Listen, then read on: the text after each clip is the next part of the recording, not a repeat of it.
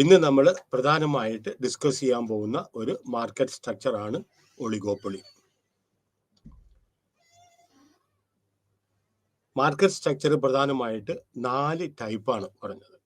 ഒന്ന് perfect competition, നമ്മൾ ആദ്യം കണ്ടു. രണ്ടാമത്തേത് മൊണോപ്പൊളി, ഇത് രണ്ടും എക്സ്ട്രീം കേസസ് ആണെന്ന് പറഞ്ഞു. പിന്നെ പറഞ്ഞ് മൊണോപ്പൊളിസ്റ്റിക് കോമ്പറ്റീഷൻ, അതായത് മൊണോപ്പൊളിയുടെയും പെർഫെക്റ്റ് കോമ്പറ്റീഷന്റെയും സവിശേഷതകൾ അടങ്ങിയിട്ടുള്ള ഒരു മാർക്കറ്റ് സ്ട്രക്ചർ. ഇന്നിപ്പോൾ നമ്മൾ ഡിസ്കസ് ചെയ്യാൻ പോകുന്നത് ഒളിഗോപ്പൊളി. ഒളിഗോപ്പൊളി എന്ന് പറഞ്ഞിട്ടുണ്ടെങ്കിൽ it's a market structure that lies between monopoly and monopolistic competition. കാരണം oligopoly is a market wherein only a few firms account for most of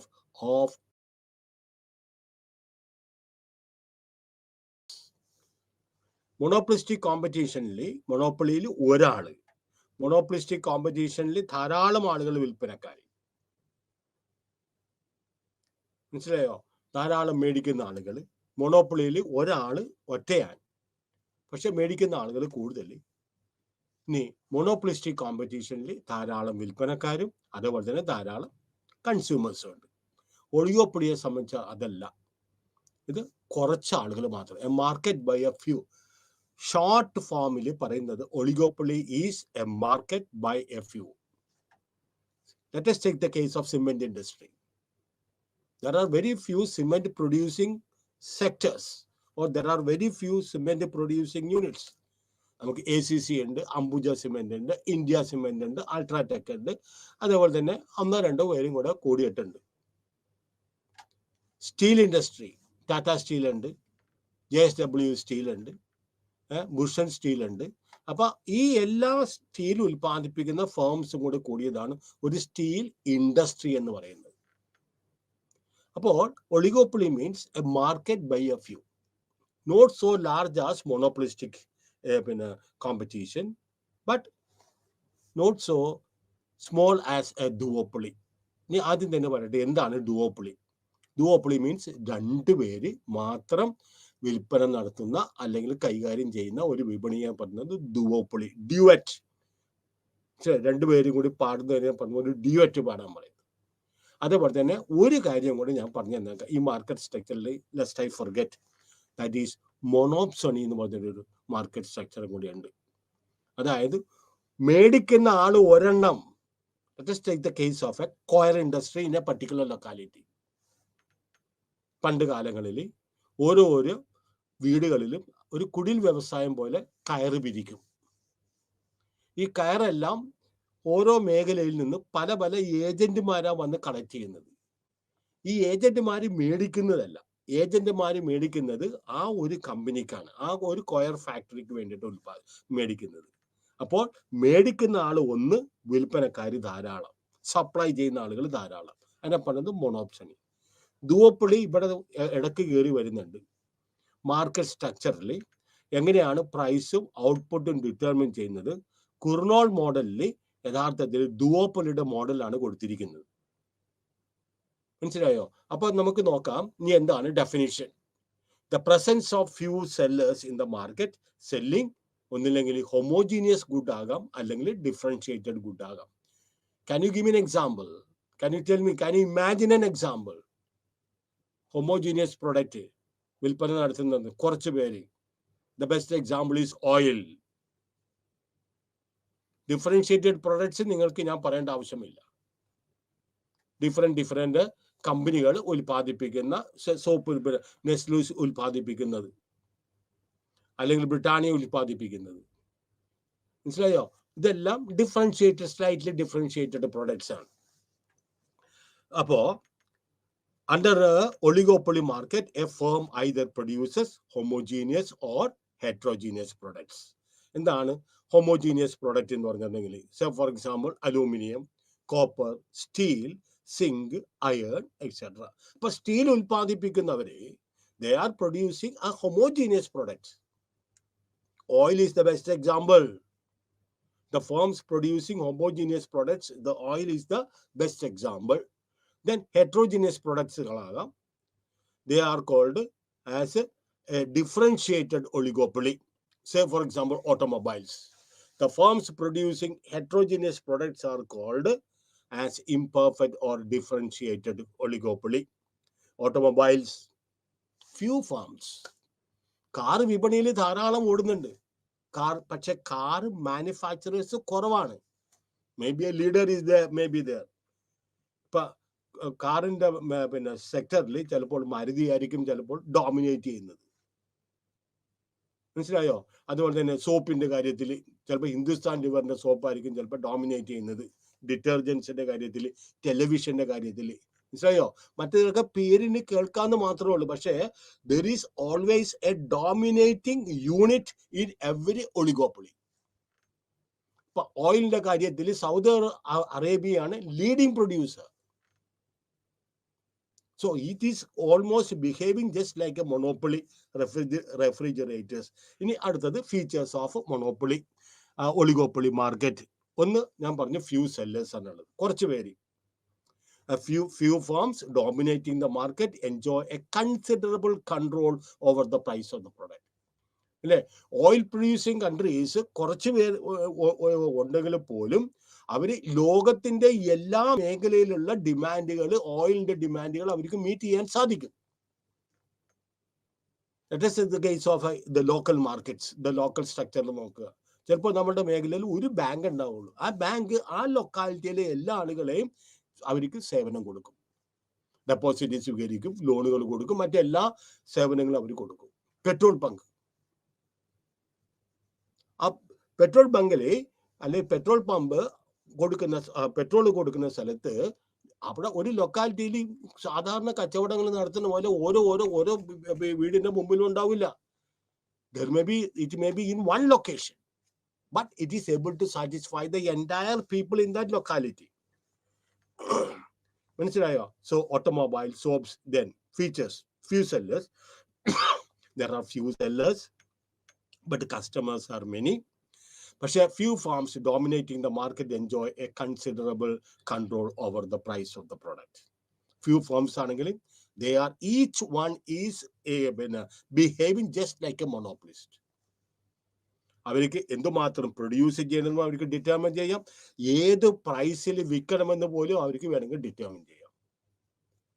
ഓരോ ഉൽപ്പന്നത്തിന്റെയും വാട്ട് ഈസ് ദിസ് സവിശേഷത ടാറ്റ പഠിപ്പിക്കുമ്പോൾ പറയും Tata is a big organisation which is dealing in from salt to software.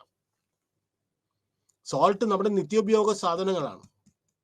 മനസ്സിലായോ? Highly sophisticated ആയിട്ടുള്ള software വരെ അവർ deal ചെയ്യുന്ന ആളാണ്. There is no area where they have not entered. അതുപോലെ തന്നെ ദി അംബാനി ഗ്രൂപ്പ്സ് ഓൾസോ. അതുപോലെ തന്നെ big business magnates are here. They are dealing in products, and each of these firms, they have got complete control over the product which they are producing. They can determine how much to produce. എന്ത് മാത്രം ഉൽപ്പാദിപ്പിക്കണം, മനസ്സിലായോ? ഏത് വിലയ്ക്ക് വിൽക്കണം. Then interdependence. ഇനി market by of few ആണ്. കുറച്ച് പേരേ ഉള്ളൂ. ഞാൻ ഉദാഹരണം പറഞ്ഞു, സ്റ്റീൽ സെക്ടറിൽ എത്ര കമ്പനികളാണ് സ്റ്റീൽ ഉൽപ്പാദിപ്പിക്കുന്നത്? കാറുകൾ ഉൽപ്പാദിപ്പിക്കുന്ന എത്ര കമ്പനികളാണ്? പക്ഷെ ഒരു കമ്പനി ഇഷ്ടം പോലെ കാറുകൾ ഉൽപ്പാദിപ്പിക്കുന്നുണ്ട്. പക്ഷെ ബ്രാൻഡ് നെയിം വെച്ച് നോക്കുമ്പോൾ ദാറ്റ് ഇസ് ഓൺലി വൺ. ഇപ്പൊ മാരുതി കാറ് ഇന്ത്യയിൽ സകല സ്ഥലത്തും ഉണ്ടാവും, പക്ഷെ the manufacture is only one. അപ്പൊ ഇന്റർ ഡിപ്പെൻഡൻസ് എന്ന് പറഞ്ഞിട്ടുണ്ടെങ്കിൽ മാരുതി കൂടാതെ തന്നെ മറ്റു ഹോണ്ടക്കാരും പിന്നെ ഫോക്സ് വാഗൻകാരും അല്ലെങ്കിൽ പിന്നെ മറ്റ് ഏത് കമ്പനികളാണ്, പിന്നെ മഹീന്ദ്രയോ, ഇവരെല്ലാവരും ഉൽപ്പാദിപ്പിക്കുന്നുണ്ട്. അപ്പൊ എന്താണ് പറഞ്ഞത്? ഈ ഇന്റർ ഡിപ്പെൻഡൻസ് എന്ന് പറഞ്ഞിട്ടുണ്ടെങ്കിൽ ദേ ആർ ഓൾവേസ് കോഷ്യസ്. അടുത്ത ആള് എന്ത് ചെയ്യും എന്നുള്ള കാര്യം അവർക്ക് എപ്പോഴും അവരുടെ മനസ്സിൽ അവർക്ക് ഉണ്ടായിരിക്കണം. കാരണം ഒരാള് പ്രൈസ്, ഈ സെന്റൻസ് ഞാൻ പല പ്രാവശ്യവും പറയും, ശ്രദ്ധിച്ചോളണം. ഒരാള് പ്രൈസ് കൂട്ടിയാലും മറ്റേ ആള് പ്രൈസ് കൂട്ടൂല. അപ്പൊ മാരുതിക്കാര് പ്രൈസ് കൂട്ടിയിട്ടുണ്ടെങ്കിൽ മറ്റ് കമ്പനിക്കാരൊന്നും, കാർ ഉൽപ്പാദിപ്പിക്കുന്ന കമ്പനികളൊന്നും ചിലപ്പോൾ അവർ പ്രൈസ് താൽക്കാലികമായിട്ട് കൂട്ടണമെന്നില്ല. അപ്പൊ എന്ത് ചെയ്യും? പ്രൈസ് കൂട്ടുമ്പോൾ അവർക്കിപ്പോൾ അറിയാം ഏത് കാറ് മേടിച്ചിട്ടുണ്ടെങ്കിലും ഇത്ര വർഷം നിൽക്കും, ഇത്ര അതിന്റെ പെർഫോമൻസ് ഉണ്ടാവും. അപ്പോൾ why should I go for Maruti car which is priced very high? അപ്പൊ അവരെന്ത് ചെയ്യും? ഈ വില കൂട്ടുന്ന ആള്, മനസ്സിലായോ, വില കൂട്ടുന്ന ആള് ഒരാള് വില കൂട്ടിയിട്ടുണ്ടെങ്കിൽ മറ്റൊരു വില കൂട്ടണമെന്നില്ല. കാരണം അവര് പതുക്കെ നിൽക്കും. ഈ മാരുതിക്കാരുടെ കസ്റ്റമേഴ്സിനെ പതുക്കെ അവർ ഇപ്പുറത്തേക്ക് നോക്കും. ആ സമയത്ത് ഇവർ ഹ്യൂജ് ഫ്രീ ബീസ് കൊടുക്കും, ഡിസ്കൗണ്ട്സ് കൊടുക്കും, ഹ്യൂജ് ഫ്രീ ബീസ് കൊടുക്കും മറ്റു കമ്പനിക്കാർ. അങ്ങനെ മാരുതിയുടെ കുറെ കസ്റ്റമേഴ്സിനെ ഇവർ ആ സമയത്ത് പിടിച്ചെടുക്കും. നേരെ മറിച്ച് ഒരാള് വില കുറച്ചിട്ടുണ്ടെങ്കിൽ മറ്റുള്ളവരും വില കൂട്ടാനായിട്ട് അവർ നിർബന്ധിതരാകും. സോ ഇതാണ് ഈ പറഞ്ഞ interdependence. Each one is very cautious about the action of other firms, competing firms. ഒരാൾ എന്ത് ചെയ്യുന്നു വളരെ സൂക്ഷ്മമായിട്ട് നോക്കിക്കൊണ്ടിരിക്കുന്നത്. ഒരാൾ എങ്ങനെയാണ് അഡ്വർടൈസ് ചെയ്യുന്നത് അതനുസരിച്ച് അവർ നോക്കിക്കൊണ്ടിരിക്കുന്നത്. ഒരാൾ എങ്ങനെയാണ് സെയിൽസ് പ്രൊമോഷൻ നടത്തുന്നത് അതനുസരിച്ച് അവർ നോക്കിക്കൊണ്ടിരിക്കുന്നത്. അപ്പോൾ ഓരോരുത്തരുടെ ആക്ഷനും അതനുസരിച്ച് ഈക്വൽ ആൻഡ് ഓപ്പോസിറ്റ് റിയാക്ഷൻസും വിപണിയിലുണ്ടാവും. ഞാൻ വീണ്ടും പറയുന്ന ആ സെന്റൻസ് മറക്കരുത്. ഒളിഗോപ്പൊളിയുടെ പ്രത്യേകത ഏതാണ്? ഇന്റർഡിപെൻഡൻസ് ആണ്. അതായത് ഒരാൾ വില കൂട്ടിയാൽ മറ്റുള്ളവർ വില കൂട്ടണമെന്നില്ല, അവർ പതുക്കെ സൈലന്റ് ആയിട്ടിരിക്കും. പറ്റുമെങ്കിൽ ആ സമയത്ത് അവരുടെ ആ കൺസ്യൂമേഴ്സിനെ അവർ ഇവിടെ പിടിച്ചെടുക്കാൻ, ഉപഭോക്താക്കൾ ആ സമയത്ത് മറ്റ് കമ്പനിക്കാർ ഫ്രീ ബീസ് കൊടുത്തോ, ഡിസ്കൗണ്ട്സ് കൊടുത്തോ, അല്ലെങ്കിൽ EMIയുടെ സൗകര്യങ്ങളൊക്കെ കൊടുത്തോ, കംപ്ലീറ്റ് ലോൺ കൊടുത്തോ വശീകരിക്കാൻ നോക്കും. പക്ഷേ ഒരാൾ വില കുറച്ചിട്ടുണ്ടെങ്കിൽ മറ്റുള്ളവർ വില കുറക്കാനായിട്ട് അവർ നിർബന്ധിതരാം. ഇതിനെ പറഞ്ഞത് ഇക്കണോമിക്സിൽ ഇതിനെ പറഞ്ഞത് പ്രൈസ് വാർ. ഇപ്പൊ നമ്മളുടെ മൊബൈൽ സർവീസ് തരുന്ന 1, 2, 3 പ്രധാനമായിട്ടുള്ള സർവീസ് മേഖലകളുണ്ട്. ഒരാൾ വില കൂട്ടിയിട്ടുണ്ടെങ്കിൽ മറ്റൊരു ചിലപ്പോൾ പെട്ടെന്ന് വില കൂട്ടില്ല. പക്ഷെ ഒരാള് ഇത് കുറച്ചിട്ടുണ്ടെങ്കിൽ ഇത്ര മിനിറ്റിന് നിങ്ങൾക്ക് ഫ്രീ ആണ്, അല്ലെങ്കിൽ ഇത്ര വാട്സാപ്പ് മെസ്സേജ് നിങ്ങൾക്ക് ഫ്രീ ആണ്, അല്ലെങ്കിൽ ഇത്ര മെസ്സേജസ് നിങ്ങൾക്ക് ഫ്രീ ആണെന്നൊക്കെ പറയുമ്പോൾ ചിലപ്പോൾ you will be attracted to go. കാരണം ഇപ്പോഴത്തെ ഈ പോർട്ടബിലിറ്റി, നമ്പർ പോർട്ടബിലിറ്റി കാരണം നമുക്ക് ഏത് സമയത്ത് വേണമെങ്കിൽ ഓരോ മാസം വേണമെങ്കിൽ നമുക്ക് ഒരു സർവീസ് പ്രൊവൈഡറിൽ നിന്ന് മറ്റൊരു സർവീസ് പ്രൊവൈഡറിലേക്ക് മാറാം. സോ ഇന്റർഡിപെൻഡൻസ് അത് മറക്കരുത്. ഒളിഗോപ്പൊളി കോമ്പറ്റീഷന്റെ ഏറ്റവും പ്രധാനമായിട്ടുള്ള പോയിന്റ് നമ്മൾ മനസ്സിലിരിക്കേണ്ട പോയിന്റ് ആണ്.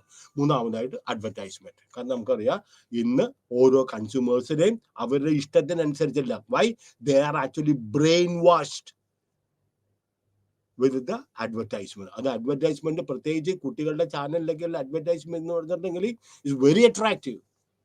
കുട്ടികൾ അത് കണ്ടിട്ടിരിക്കും.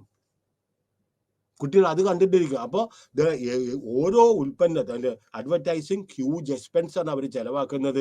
If a firm does not advertise while and remain silent, then you will observe that his customers are going to the firm which is continuously. അപ്പൊ ആരാണ് കൂടുതൽ പൈസ ചെലവാക്കുന്നത്, എന്തിനു വേണ്ടിയിട്ട്? പരസ്യത്തിന് ചെലവാക്കുന്നത്. Don't think that their product is the best. ചിലപ്പോൾ ലോക്കലായിട്ട് നിർമ്മിക്കുന്ന അവർക്ക് ഇതുപോലെ തന്നെ ഹ്യൂജ് അഡ്വർടൈസ്മെന്റ്, മൾട്ടിനാഷണൽ കമ്പനികളെ പോലെ ഹ്യൂജ് അഡ്വർടൈസ്മെന്റ് കൊടുക്കാനായിട്ടുള്ള വകയില്ല. പക്ഷെ ചിലപ്പോൾ ചില local person, you go to Coimbatore and you buy some pump set ഉണ്ട്. പമ്പ് സെറ്റ് എങ്കിലും എടുത്തിട്ടുണ്ടെങ്കിൽ ഈ ബ്രാൻഡഡ് ആയിട്ടുള്ള സാധനങ്ങൾ പരസ്യം കൊടുത്ത് യഥാർത്ഥത്തിൽ വിൽപ്പന നടത്തുന്നതിനെക്കാട്ടേക്ക് 100 മടങ്ങ് ചിലപ്പോൾ ബെറ്റർ ആയിരിക്കും. അതിൻ്റെ പീരിയഡ് ലോഞ്ചിവിറ്റി വളരെ കൂടുതലായിരിക്കുകയും ചെയ്യും. അതിന്റെ പെർഫോമൻസ് എഫിഷ്യൻസി വളരെ കൂടുതലായിരിക്കുകയും ചെയ്യും. അപ്പോൾ കോമ്പറ്റീഷൻ അടുത്തത്. നാലാമത്തത് കുറച്ച് പേരുള്ള മാർക്കറ്റ് ബൈ എ ഫ്യൂ. മറക്കരുത്, ഒളിഗോപ്പൊളി മീൻസ് മനസ്സിൽ വരേണ്ട ആദ്യത്തെ പോയിന്റ് ആണ് മാർക്കറ്റ് ബൈ എ ഫ്യൂ. അപ്പൊ there will be a lot of intense competition, cutthroat competition there will be in the market. Then entry and exit barriers. ആർക്ക് വേണമെങ്കിലും എപ്പോൾ വേണമെങ്കിലും exiting the industry is easy, but has to face certain, അവിടെ വേർഡുകൾ ഒന്നിച്ചായിപ്പോ, barriers to entry into it is very very difficult. Barriers അടുത്ത വാക്കാണ് to, അടുത്ത വാക്കാണ് enter into it is very very difficult. ആർക്ക് വേണമെങ്കിൽ എപ്പോൾ വേണമെങ്കിലും പോകാം. പക്ഷേ ഇവരുടെ ഹ്യൂജ് ക്യാപിറ്റൽ സ്ട്രക്ചർ, ഇവരുടെ ആ ചട്ടക്കൂട്ടിൽ അവർ ഉൽപ്പാദിപ്പിക്കുന്ന വലിയ വലിയ മൾട്ടിനാഷണൽ കമ്പനികൾ ഉൽപ്പാദിപ്പിക്കുന്ന ചട്ടക്കൂട്ടിലേക്ക് സാധാരണ ഒരാൾക്ക് പെട്ടെന്ന് പ്രവേശിക്കാൻ പറ്റൂല. ഗവൺമെന്റ് അത് ചിലപ്പോൾ പ്രോത്സാഹിപ്പിക്കില്ല. ബിക്കോസ് ഗവൺമെന്റ് റെഗുലേഷൻസ് വരുമ്പോൾ they will be always in favor of the large firms. അവർക്ക് അപ്രീതിപ്പെടുത്താനായിട്ടോ ഡിസ്പ്ലേസ് ചെയ്യാനായിട്ടും ഗവൺമെന്റ് വലിയ താല്പര്യമൊന്നുമില്ല. I don't think that the government will take any drastic measures against these multinational companies. അവർക്ക് പൊറുതി കിട്ടിയാൽ മാത്രമേ ഏതെങ്കിലും എടുക്കുള്ളൂ. ഇപ്പൊ അംബാനിക്കെതിരായിട്ടോ അല്ലെങ്കിൽ റിലയൻസിനെതിരായിട്ടോ അല്ലെങ്കിൽ ടാറ്റയ്ക്കെതിരായിട്ടൊക്കെ you don't think that it can be done easily. ചെയ്യൂലെന്ന് ഞാൻ പറയുന്നില്ല, മനസ്സിലായോ? Don't think that it can be done easily. So barriers could be, government barrier entry ban ചെയ്യും. എങ്ങനെയാണ്? പല ഗവൺമെന്റ് എടുത്ത് പല പല മാർഗങ്ങളുണ്ട്. ലൈസൻസ് ഉണ്ട്, പേറ്റന്റ് ഉണ്ട്, ദെൻ ഇക്കോണമീസ് ഓഫ് സ്കെയിൽ. ഞാൻ നിങ്ങളുടെ അടുത്ത് പറഞ്ഞു economies and diseconomies of scale. ഒരു കമ്പനി ഹ്യൂജ് ആയിട്ട് ലാർജ് സ്കെയിലായിട്ട് പ്രവർത്തിക്കുമ്പോൾ അവർക്ക് ധാരാളം ഇക്കോണമീസ് കിട്ടും, അവർക്ക് ധാരാളം അഡ്വാൻറ്റേജസ് കിട്ടും, ഗുണങ്ങൾ കിട്ടും. ഇലക്ട്രിസിറ്റി, മനസ്സിലായോ? ബൾക്കായിട്ട് അവർ മേടിക്കുന്ന റോ മെറ്റീരിയൽസ്, ഇതെല്ലാം അവർക്ക് മേടിക്കുമ്പോൾ റോഡ് കണക്ടിവിറ്റി, റെയിൽ കണക്ടിവിറ്റി, ആ കമ്പനിയിലെ സിമെന്റ് കമ്പനിയിലേക്ക് അവർക്ക് വലിയ വലിയ സിമെന്റ് കമ്പനികളിലേക്ക് റെയിലിന്റെ കണക്ടിവിറ്റി ഒരു കമ്പനിയുടെ അകത്ത് കൊണ്ടുവന്ന് കൊടുക്കും. അല്ലെങ്കിൽ അത് ലോറിക്കകത്ത് കയറ്റി പിന്നെ അത് റെയിൽവേ സ്റ്റേഷനിലേക്ക് കൊണ്ടുവന്ന് അത് രണ്ടാമത് പിന്നെ പകർത്തി മുകളിലേക്ക് കയറ്റുക. അപ്പൊ കോസ്റ്റ് പെർ യൂണിറ്റ് ഗണ്യമായിട്ട് കൂടും. ഇതെല്ലാം അവർ കുറച്ച് കൊടുക്കും. Then technology, sometimes the government also regulates. Then lack of uniformity. കാരണം ഒളിഗോപ്പൊളിയിൽ മാർക്കറ്റ് ബൈ ഓഫ് വ്യൂ ആണെങ്കിൽ ഇന്നിപ്പോൾ അദാനി ഗ്രൂപ്പിനെ പോലെയോ അംബാനി ഗ്രൂപ്പിനെ പോലെയുള്ള ഇപ്പൊ മൾട്ടിനാഷണൽ കമ്പനികൾ ഉണ്ടെങ്കിലും അവര് some are big, some are small. Every firm must keep an eye on the counterpart. ഞാൻ പറഞ്ഞ ഈ സെന്റൻസ് ഞാൻ എപ്പോഴും പറയും. സ്മോൾ ആണെങ്കിലും ലാർജ് ആണെങ്കിലും ഒരാളുടെ ആക്ഷൻ മറ്റേ ആളുടെ ഓരോരുത്തരുടെയും മനസ്സിൽ they will be very very cautious. Then causes of the existence of oligopoly. കാരണം എന്താണ്? ഒളിഗോപ്പൊളി എക്സിസ്റ്റ് ചെയ്യാനുള്ള കാരണം എന്താണ്? ഞാൻ പറഞ്ഞു, ലാർജ് ഇൻവെസ്റ്റ്മെന്റ് ഓഫ് ക്യാപിറ്റൽ. എല്ലാവർക്കും അത് അഫോർഡ് ചെയ്യാൻ പറ്റൂല. പ്രത്യേകിച്ച് ന്യൂ എൻട്രന്റിന് ഇഷ്ടം പോലെ സങ്ക് ക്യാപിറ്റൽ ഉണ്ട്. സങ്ക് ക്യാപിറ്റൽ മീൻസ് ഒരു കമ്പനി തുടങ്ങുമ്പോൾ തന്നെ കുറച്ച് മെഷീനറി വേണം, ആളുകൾക്ക് താമസിക്കാനായിട്ടുള്ള ക്വാർട്ടേഴ്സ് വേണം. ഇതെല്ലാം ഇറവക്കബിൾ ആണ്, പെട്ടെന്ന് നമുക്ക് പിൻവലിക്കാൻ പറ്റൂല. റോ മെറ്റീരിയൽസിന്റെ വില എന്ന് പറഞ്ഞിട്ടുണ്ടെങ്കിൽ ഉൽപ്പാദിപ്പിച്ചാൽ മാത്രമേ റോ മെറ്റീരിയൽസിന് ചെലവാക്കേണ്ട ആവശ്യമുള്ളൂ. ഉൽപ്പാദിപ്പിച്ചാൽ മാത്രമേ നമുക്ക് ടൈപ്പിസ്റ്റിന് നമുക്ക് ശമ്പളം കൊടുക്കേണ്ട ആവശ്യമുള്ളൂ. ഉൽപ്പാദിപ്പിച്ചാൽ മാത്രമേ നമ്മൾക്ക് പിന്നെ വേരിയബിൾ കോസ്റ്റ് റോ മെറ്റീരിയൽസ് നമുക്ക് മേടിക്കേണ്ട ആവശ്യം വരുള്ളൂ. പക്ഷെ സങ്ക് കോസ്റ്റ് മീൻസ് ഒരു കമ്പനി തുടങ്ങുമ്പോൾ തന്നെ ഇന്ന ഒരു ബിൽഡിംഗ് വേണം, സ്ട്രോങ് ആയിട്ടുള്ള ഡിസൈൻഡ് ആയിട്ടുള്ള ഒരു ബിൽഡിംഗ് വേണം, മെഷീനറി വേണം, മനസ്സിലായോ? പെർമനന്റ് സ്റ്റാഫ് വേണം. ഇതെല്ലാം സങ്ക് കോസ്റ്റ് ആണ്. സങ്ക് കോസ്റ്റ് സങ്ക് മീൻസ് കുഴിച്ചിടുന്ന കോസ്റ്റ് ആണിത്. All these cannot be recovered very fast. അപ്പോൾ the huge investment, large investment ആണ് due to large requirement. Additional output to the existing level may depress prices. അപ്പോ പുതിയ ആളുകൾ ഇതിനകത്ത് പ്രവേശിച്ചിട്ടുണ്ടെങ്കിൽ മനസ്സിലായോ, ഈ ഔട്ട്പുട്ട് ഗണ്യമായിട്ട് വർദ്ധിക്കും. 5 പേരോ 6 പേരോ ഉൽപ്പാദിപ്പിക്കുന്ന സ്ഥലത്ത് ഇനിയും 1, 2, 3 ആളുകൾ കൂടുമ്പോൾ supply will become large. Supply കൂടുമ്പോൾ എന്താ സംഭവിക്കുന്നത്? മനസ്സിലായോ? സപ്ലൈ കൂടുമ്പോൾ പ്രൈസസ് ഗണ്യമായിട്ട് കുറഞ്ഞു പോകും.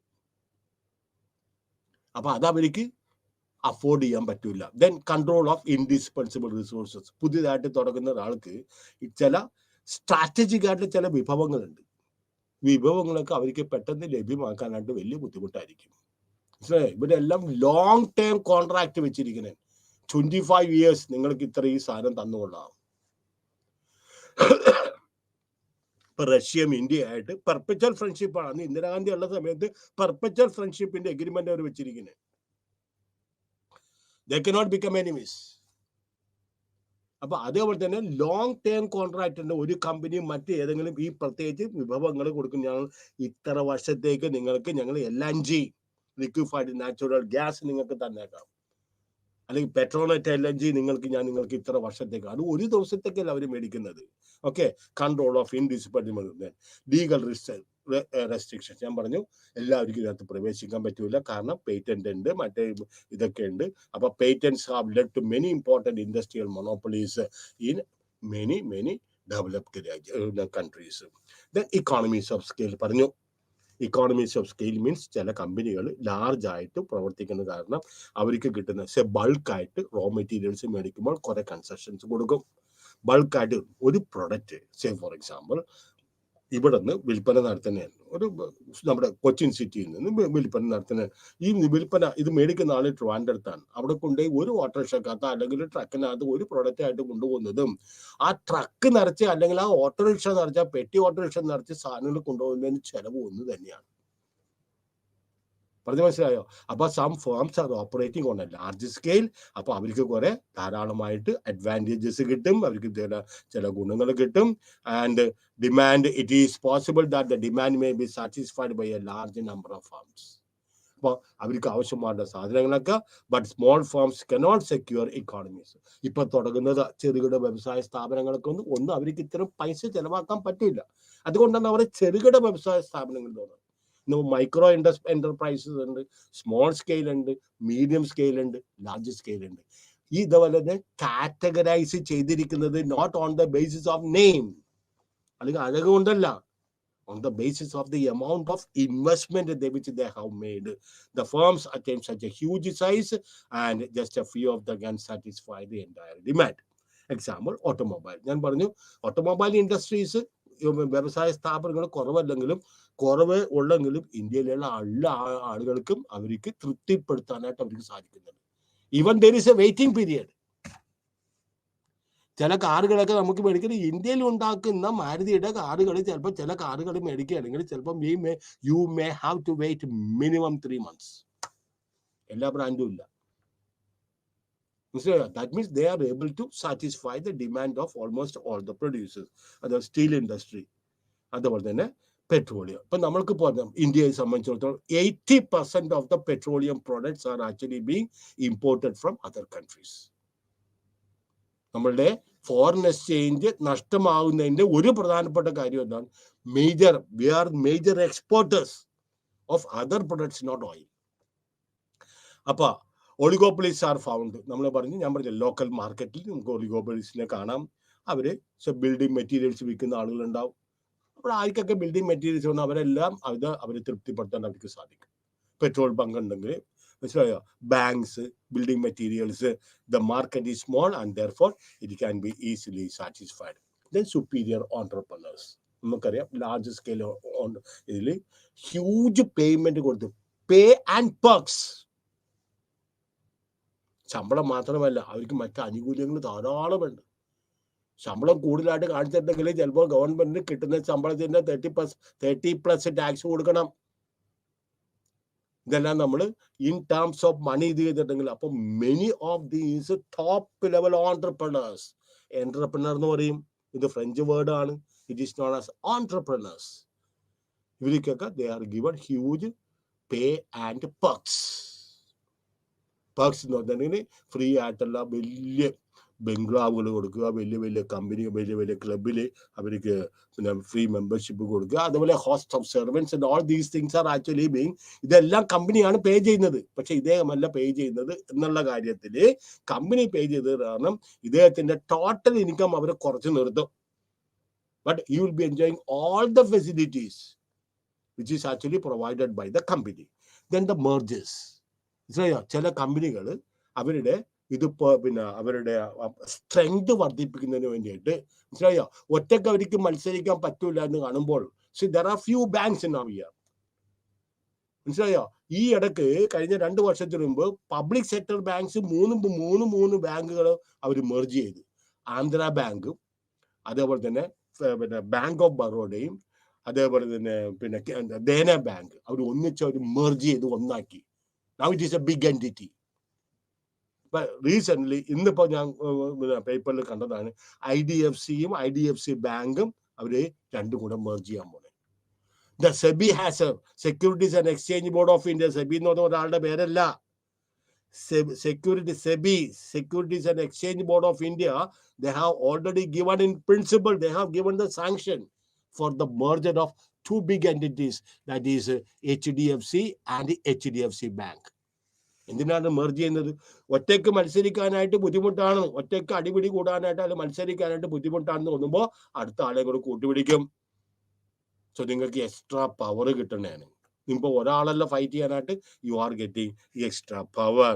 So mergers or two more independent firms, and it will include by increasing the power of these sectors, they will have more resources.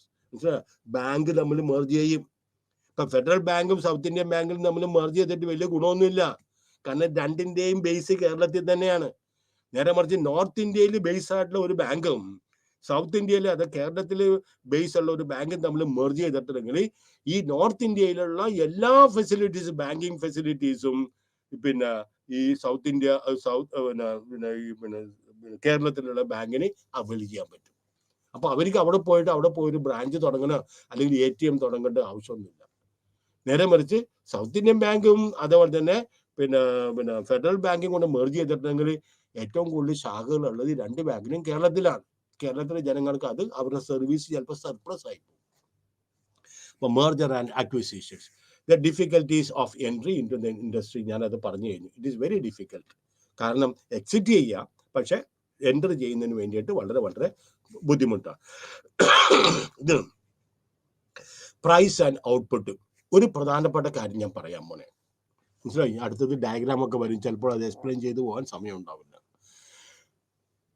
Perfect കോമ്പറ്റീഷനിൽ average revenue curve horizontal to the X axis. കാരണം എന്താണ്? Product is homogeneous. നേരെ മറിച്ച് മൊണോപ്പൊളിയിൽ it is a downward sloping curve. Monopolistic competition, it is a downward sloping from left to right. But here, there is a discontinuity in the average revenue curve അല്ലെങ്കിൽ demand curve. കാര്യം എന്താണെന്ന് പറഞ്ഞാൽ മനസ്സിലായോ? അത് average revenue curve മറ്റ് market സ്ട്രക്ചറിനെ പോലെ continuity ഇല്ല, ഇടയ്ക്ക് വെച്ച് ബ്രേക്ക് ആയി പോകും.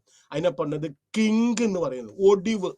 കിങ്ക് അല്ലെങ്കിൽ ഒടിവ് എന്ന് പറയുന്നത് ദ കിങ്ഡ് ഡിമാൻഡ് കർവ് എന്നാണ് നമ്മൾ യഥാർത്ഥത്തിൽ നമ്മളുടെ ഒളിഗോപൊളിസ്റ്റിക് കോമ്പറ്റീഷനിലെ AR കർവിന് അല്ലെങ്കിൽ ഡിമാൻഡ് കർവിന് ഇടയ്ക്ക് വെച്ച് ഒരു ഒടിവ് വരും. ആ ഒടിവ് വരുന്നതിന്റെ പ്രധാനപ്പെട്ട കാര്യം എന്താണ്? മനസ്സിലെ ഞാൻ ആദ്യം പറഞ്ഞ ഓർത്തിരിക്കണം എന്ന് പറഞ്ഞത്, ഒരാള് വില കുറച്ച് interdependence. Each firm is depending upon others for their decisions with regard to output and price. ഒരാൾ എന്തുമാത്രം ഉൽപ്പാദിപ്പിക്കുന്നു അതനുസരിച്ച് ഉൽപ്പാദിപ്പിക്കും. എക്സസ് കപ്പാസിറ്റി ഉൽപ്പാദിപ്പിച്ചിട്ട് കാര്യമില്ല, രണ്ടുപേരും നഷ്ടത്തിൽ പോകും. അപ്പോ ഒരാളുടെ ആക്ഷൻ മറ്റുള്ളവരെ ഏത് വിധത്തിൽ അവർ റിയാക്ട് ചെയ്യും എന്നുള്ളത് മനസ്സിൽ വെച്ചുകൊണ്ടായിരിക്കും. അതിനെ പറഞ്ഞത് ഇന്റർ ഡിപ്പെൻഡൻസ്. മറ്റു ഒരു മാർക്കറ്റ് സ്ട്രക്ചറിലും കാണാത്ത ഒരു ഏറ്റവും പ്രധാനപ്പെട്ട സവിശേഷതയാണ് ഒളിഗോപ്പൊളിയിൽ. എന്താണ്? The average revenue curve is a continuous, not a continuous curve. ഇടയ്ക്ക് വെച്ച് ബ്രേക്കപ്പ് ആവും. അതിനെ പറഞ്ഞത് കിങ് വരും, ഒരു ഒടിവ് വരും. അതിനെ പറഞ്ഞത് kinked demand curve under oligopoly means എന്താണ്? ഒടിവ്, വക്രം. അത് കാരണം എന്താണ്? മാർജിനൽ ആവറേജ് റവന്യൂ കർവ് തുടർച്ചയായിട്ട് കണ്ടിന്യൂസ് ആയിട്ട് from top to bottom downwards ആയിട്ട് ഫോളോ ചെയ്യാത്തത് കാരണം മാർജിനൽ റവന്യൂ കർവിലും അതനുസരിച്ച് ഒരു ഗ്യാപ്പ് വരും. കാര്യം എന്താണെന്നുണ്ടെങ്കിലും നമ്മളെ ഒരാള് വില കൂട്ടിയാലും മറ്റേ ആള് വില കൂട്ടണമെന്നില്ല. വില കൂട്ടാം, പെട്ടെന്ന് വില കൂട്ടണമെന്നില്ല. അൾട്ടിമേറ്റ് ആയിട്ട് വില കൂട്ടും. Maybe because of the difference of only 1 or 2 months the price, എല്ലാവരും പ്രൈസ് കൂട്ടും. ആദ്യം തന്നെ ഒരാൾ അനൗൺസ് ചെയ്യും മാജിന്റെ കാറുകൾ ഇതാ അടുത്ത 1-ാം തീയതി തൊട്ട് വില കൂട്ടാൻ പോണേ. ആദ്യം തന്നെ ഇവർ മറ്റവരൊക്കെ അനങ്ങാതിരിക്കും. പക്ഷെ ആഫ്റ്റർ 2 weeks അവർ നമ്മളെന്താണ് ഇത്രയും നമ്മുടെ ഈ കിട്ടുന്ന ലാഭം നമ്മൾ തന്നെ കളയുന്നത്, നമുക്കും വില കൂട്ടാം. അൾട്ടിമേറ്റ്ലി എല്ലാവരും വില കൂട്ടും. പക്ഷെ അവർ വില ഇമ്മീഡിയറ്റ് ആയിട്ട് കൂട്ടണമെന്നില്ല. പക്ഷെ നേരെ മറിച്ച് ഒരാൾ വില കുറച്ചിട്ടുണ്ടെങ്കിൽ ഇമ്മീഡിയറ്റ് റെസ്പോൺസ് ആണ്. വില കുറച്ച് ഒരാളുടെ കസ്റ്റമേഴ്സ് അവരുടെ കയ്യിൽ നിന്ന് നഷ്ടപ്പെട്ടിട്ടുണ്ടെങ്കിൽ മനസ്സിലായോ, ചില പ്രൊഡക്റ്റ് ഒക്കെ വിപണിയിൽ നിന്ന് ഇപ്പൊ ഇല്ലാതെ ആയിട്ടുണ്ട്. എന്നാലും അവർ അഡ്വർടൈസ്മെന്റ് കളയില്ല, കാര്യമായിട്ടൊരു കളയില്ല. ഷോപ്പിൽ ചെല്ലുക, ഇന്ന സാധനം വേണം, അയ്യോ അത് സ്റ്റോക്ക് തീർന്നിരിക്കണേ, അടുത്ത ആഴ്ച വരും. അടുത്ത ആഴ്ച ചെല്ലുമ്പോൾ അയ്യോ വണ്ടി വന്നില്ല, കുറച്ച് ദിവസം കൊണ്ട്. ഇത് എനിവേ ചിലപ്പോൾ ലേബർ അൺറെസ്റ്റ് കൊണ്ട് ചിലപ്പോൾ പ്രൊഡക്ഷൻ നിർത്തി വെച്ചിരിക്കണായിരിക്കും. അല്ലെങ്കിൽ എന്തെങ്കിലും മറ്റ് കാരണങ്ങൾ കൊണ്ട് ഗവൺമെന്റ് ആയിട്ട് എന്തെങ്കിലും ടൈ കൊണ്ട് എന്തെങ്കിലും പ്രശ്നം കാരണം ചിലപ്പോൾ പ്രൊഡക്ഷൻ നിർത്തി വെച്ചിരിക്കും. ഇത് പൊതുജനങ്ങൾ അറിയിക്കില്ല. അപ്പൊ ആണ് so price and output it is never fixed. കാരണം എന്താണ്, പിന്നെ ഇന്റർഡിപെൻഡൻസ് ആണ്, അൺസർട്ടനിറ്റി ഉണ്ട്. അപ്പോൾ demand curve of a firm keeps changing as firms change their price. അപ്പോൾ ഓരോ കമ്പനികളും പ്രൈസ് ചേഞ്ച് ചെയ്യുന്നതനുസരിച്ച് ഡിമാൻഡിലും വ്യത്യാസം ഉണ്ടാവും. പ്രൈസ് കൂട്ടിയാൽ ഡിമാൻഡ് കുറയും, ആൻഡ് വൈസ് വേഴ്സ. അതുപോലെ തന്നെ in the absence of a fixed demand it is difficult. അപ്പോൾ നമുക്ക് ഇക്വിലിബ്രിയം പ്രൈസ് നമുക്ക് കണ്ടുപിടിക്കാനായിട്ടും ഇക്വിലിബ്രിയം ഔട്ട്പുട്ട് കണ്ടുപിടിക്കാനായിട്ടും നമുക്ക് വലിയ ബുദ്ധിമുട്ടുണ്ടാവും. ദെർഫോർ അവർ ഇക്കോണമിസ്റ്റുകൾ കണ്ടുപിടിച്ചിരിക്കുന്ന മാർഗം എന്താണ്? സം ഇക്കോണമിസ്റ്റ് പറയും ജസ്റ്റ് ഇഗ്നോർ ദ ഇന്റർഡിപെൻഡൻസ്. കാരണം അത്ര വലിയ കാര്യമായിട്ടോ സ്വാധീനമൊന്നും ഉണ്ടാക്കുക. The demand will be known and equilibrium price and output can be determined in such case. വേറൊരു അപ്രോച്ച് എന്താ പറയുന്നത്? It is based on collusion. What is collusion? Secret understanding. Collusion. ഇന്നിപ്പോ പല മേഖലയിലും സിമെന്റ് കമ്പനികൾ 2 പ്രാവശ്യം CCI, competition commission of India, ഇത് ഒരു വാച്ച് ഡോഗ് ആണ്. ഇവർ എന്തെങ്കിലും കൃത്രിമമായിട്ട് എന്തെങ്കിലും വിപണിയെ സ്വാധീനിച്ച് ജനങ്ങളെ കബളിപ്പിക്കുന്നുണ്ടോ എന്ന് നോക്കുന്നതിന് വേണ്ടിയിട്ട് ഗവൺമെന്റ് സ്ഥാപിച്ചിരിക്കുന്ന ഒരു organisation CCI, competition commission of India. ഇവര് അൺസ്ക്രൂപ്പുലസ് ആയിട്ട് മനസ്സാക്ഷി ഇല്ലാത്ത എന്തെങ്കിലും പെരുമാറിയിട്ടുണ്ടെങ്കിൽ, അത് യഥാർത്ഥത്തിൽ അത് തെളിഞ്ഞിട്ടുണ്ടെങ്കിൽ അവർക്ക് ഹ്യൂജ് ഫൈൻ ആയിരിക്കും വരുന്നത് ഈ കമ്പനിക്കെതിരായിട്ട്. റിമെമ്പർ, ACCക്ക് എതിരായിട്ടും അംബുജ സിമെന്റിനെതിരായിട്ടൊക്കെ ഈ കോമ്പറ്റീഷൻ കമ്മീഷൻ അവർ പ്രൈസ് കൃത്രിമമായിട്ട് കയറ്റിക്കൊണ്ടു പോവുക, not on the basis of demand and supply. ഒരു ദിവസം കാരണം എന്താ, ഇറ്റ് ഈസ് ഇൻഡിസ്പെൻസിബിൾ. സിമെന്റ് നമുക്ക് വേണം. Lot of construction, real estate, construction, flat, ഇതൊക്കെ നടക്കുന്നതാണ്. അപ്പൊ സിമെന്റ് വില കൂടിയെന്ന് പറഞ്ഞിട്ട് അവർക്ക് കയ്യും കെട്ടിയിരിക്കാൻ പറ്റില്ല. കാരണം there are other people who are actually depending upon these masons. ഇപ്പൊ മെയ്സൺസ് ആണ് സിമെന്റ് കൂടുതലായിട്ട് ഉപയോഗിക്കുമ്പോൾ ഈ മെയ്സൺസിന്റെ പണി പൂർത്തിയായാലും മറ്റു മേഖലയിലെ ആളുകൾക്ക് ഇതിനകത്ത് പ്രവേശിക്കാൻ പറ്റുള്ളൂ. കൺസ്ട്രക്ഷൻ ഈസ് നോട്ട് അതൊരു സിമ്പിൾ പ്രസ്ഥാനമല്ല, മനസ്സിലായോ? കൺസ്ട്രക്ഷൻ എന്ന് പറഞ്ഞാൽ ഒരു ഹ്യൂജ് ഒരു നെറ്റ്വർക്കാണ്. Where a lot of people from different areas are involved. ഇപ്പൊ സിമെന്റ് ഇല്ലെങ്കിൽ കൺസ്ട്രക്ഷൻ ഉണ്ടാവില്ല. കൺസ്ട്രക്ഷൻ ഇല്ലെങ്കിൽ എന്തുണ്ടാവില്ല? ടൈല് കമ്പനികളൊക്കെ ആകെ ഇതായിരിക്കും. ടൈല് കമ്പനി, പിന്നെ സ്റ്റീൽ കമ്പനികൾ ഒക്കെ പിന്നെ they will come to a standstill. പിന്നെ അതുപോലെ തന്നെ പിന്നെ മറ്റേ ഫർണിഷ് ചെയ്യുന്ന സാധനങ്ങൾ, പെയിന്റ്, ഇതെല്ലാം they will come to a standstill. ഇഷ്ടംപോലെ കോൺട്രാക്ടേഴ്സ് ഉണ്ട്, ഇത് സപ്ലൈ ചെയ്യുന്ന ആളിലൊക്കെ ഇവർക്കൊക്കെ തൊഴിലില്ലാതെ വരും. അപ്പോ ഒളിഗോപോളിസ്റ്റിക് ഫോമിലി ദ കാർട്ടൽ മീൻസ് അല്ലെങ്കിൽ കൊള്യൂഷൻ മീൻസ് സീക്രട്ട് അണ്ടർസ്റ്റാൻഡിംഗ് ആണ്. That is a situation they agree to work together in the international market. One firm is chosen as. അപ്പോൾ collusion means ഏതെങ്കിലും ഇപ്പൊ ഓയിൽ ഉൽപ്പാദിപ്പിക്കുന്ന കാര്യത്തിൽ ഏതെങ്കിലും ഇപ്പൊ ഞാൻ പറഞ്ഞു സൗദി അറേബ്യയാണ് leading producer of oil, crude oil produce ചെയ്യുന്നു. അപ്പൊ സൗദി അറേബ്യന് ഒരു ലീഡറായിട്ട് അങ്ങോട്ട് എല്ലാ മറ്റു ഓയിൽ പ്രൊഡ്യൂസിങ് കമ്പനികൾ ഈ കൊല്യൂഷനിലുള്ള അല്ലെങ്കിൽ ഈ ഓർഗനൈസേഷനിലെ കാർട്ടൽ എന്ന് പറയാം, കൊല്യൂഷൻ എന്ന് പറയാം. ഈ കാർട്ടലിലല്ല എല്ലാവരും കൂടെ അതിന്റെ നേതാവിനെ തിരഞ്ഞെടുക്കും. നേതാവിന്റെ അടുത്ത് പറയും you fix the price, you fix the quantity. ഓരോ രാജ്യങ്ങളും എത്ര രൂപക്ക് എന്തുമാത്രം ഉൽപ്പാദിപ്പിക്കണം, ഓരോ രാജ്യങ്ങളും ഓരോ ഈ ഓയിൽ എത്ര രൂപക്ക് വിൽക്കണം. That is actually being decided by the price leader. Price leader പിന്നെ പ്രൈസ് നിശ്ചയിക്കുമ്പോഴും ക്വാണ്ടിറ്റി നിശ്ചയിക്കുമ്പോഴും എല്ലാം ഈ ഓയിൽ പ്രൊഡ്യൂസ് ചെയ്യുന്ന എല്ലാ രാജ്യങ്ങളായിട്ട് കോണ്ടാക്ട് ചെയ്യും. ഓരോരുത്തരുടെയും ഉൽപ്പാദിപ്പിക്കുന്ന ചെലവ് നോക്കും. ഇപ്പൊ ഓയിലിനൊക്കെ പറഞ്ഞാൽ കുറെ നാളായി ഇത് എക്സ്കവേറ്റ് ചെയ്യാൻ തുടങ്ങിയിട്ട്. അപ്പൊ വളരെ ഡീപ്പായിട്ട് പോകണം. നേരത്തെ അങ്ങനെയല്ല, നമ്മുടെ വീട്ടിൽ കിണർ കുഴിക്കുന്ന പോലെ കുഴിച്ച് കഴിയുമ്പോൾ അപ്പൊ തന്നെ ഓയിൽ കിട്ടുവാണ്. ഇത് ഓയിൽ എടുത്തിട്ട് it is not an renewable energy അല്ല, ഇത് നോൺ റിന്യൂവബിൾ ആണ്. എടുക്കുന്നതോടെ തീർന്നു പോവും. എക്സോസ്റ്റബിൾ ആണത്, തീർന്നു പോവും. അപ്പൊ അതിന്റെ ഡെപ്ത്, ഇത് എക്സ്കവേറ്റ് ചെയ്യുന്നതിന്റെ ഡെപ്ത് ഗണ്യമായിട്ട് വർദ്ധിക്കും. അതനുസരിച്ച് തൊഴിലാളികളും മറ്റ് യന്ത്രങ്ങളും വേണം. അപ്പൊ കോസ്റ്റ് പെർ യൂണിറ്റ് ഗണ്യമായിട്ട് കൂടും.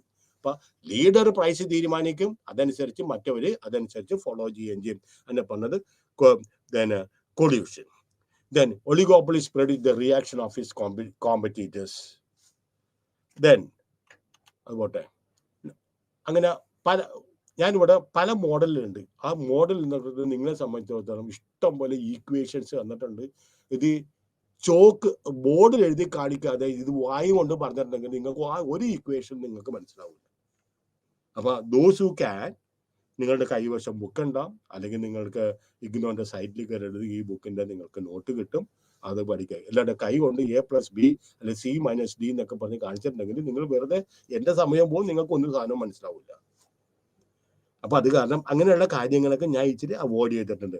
അപ്പൊ ആദ്യത്തെ ഒരു മോഡലാണ് ഇതാണ് കുർനോട്ട്സ് മോഡൽ എന്ന് പറഞ്ഞിട്ടുണ്ടെങ്കിൽ.